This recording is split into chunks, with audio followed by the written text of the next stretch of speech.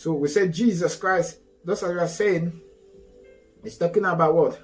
Jesus as the word, fulfillment of the Old Testament promises.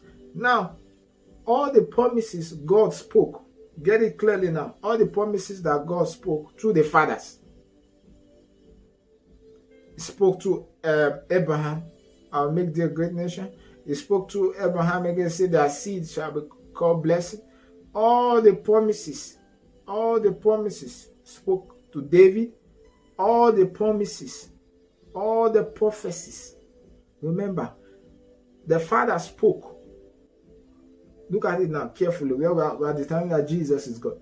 God Almighty spoke with the Old Testament prophets.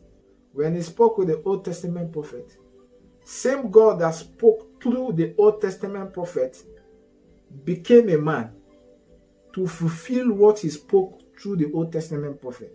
It's not that Jesus is another God. No. Look at it, what I'm saying now. Jesus, what I'm saying, Messianic, is talking about the fulfillment, is God Almighty. Fulfillment of the Old Testament prophet. You ask yourself this question. God is Almighty. You agree with that? God is Almighty.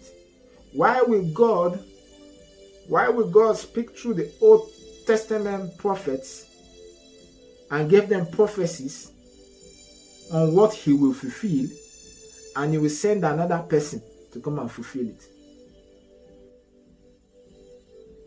You understand? Why will God speak through them all the promises he spoke to them? He will not send another person. No, God came himself. So that's why we say Jesus is God.